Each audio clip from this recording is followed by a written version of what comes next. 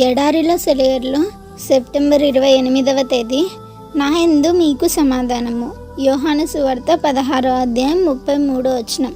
సంతోషానికి ధన్యతకు తేడా ఉంది. అపోస్తలుడైన పౌలు చెరసాల, బాధలు, త్యాగాలు భరించలేనంతగా అనుభవించాడు. అయితే ఇవన్నీ ఉన్నప్పటికీ ఆయన ధన్యత నొందాడు. ఈ పరిస్థితుల్లో యేసు చెప్పిన నవధన్యతలు పౌలు జీవితంలో నెరవేరాయి. ఒక ప్రఖ్యాత వైలిన్ కళాకారుడు ఎప్పటిలాగానే ఒకరోజు తన సంగీత కచేరీలో ఒక అంశాన్ని ముగించి అందరూ ఆనందంతో చప్పట్లు కొడుతుంటే హఠాత్తుగా తన వైలిన్ వంక చూసుకున్నాడు. అది తన స్వంత వైలిన్ కాదు, ఎవరిదో పాతది. ఒక క్షణం అతని గుండె గతుక్కుమంది. వెంటనే ప్రేక్షకుల వైపుకి తిరిగి పొరపాటు జరిగిపోయిందని, ఇప్పటిదాకా తాను వాయించిన వైలిన్ తనది కాదని చెప్పాడు. వెంటనే తెర వెనుకకు వెళ్ళి తన వైలిన్ ఉంచిన చోట వెదికాడు. అప్పుడు అతనికి తెలిసింది, ఎవరో తన వైలిన్ దొంగలించి దాని స్థానంలో మరొక పాత వైలిన్ని ఉంచారని.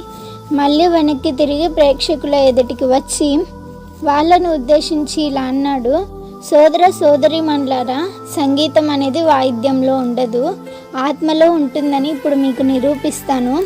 ఆ పాత వైలిన్తోనే ఇంతకు ముందన్నడు వాయించినంత మధురంగా సంగీతం వినిపించాడు. ఆ వాయిద్యంలో నుండి వెలువడే సంగీత నాదాలకు ప్రేక్షకుల ఆనంద పారవస్యానికి అంతు లేకుండా పోయింది. వారందరి కరతాళ ధ్వనులతో హాలు మారుమ్రోగిపోయింది. ఆ రోజున ఆ కళాకారుడు సంగీతం వాయిద్యంలో ఉండదు, కానీ కళాకారుని ఆత్మలోనే ఉంటుందని నిరూపించాడు. నీ కర్తవ్యం కూడా ఇదే.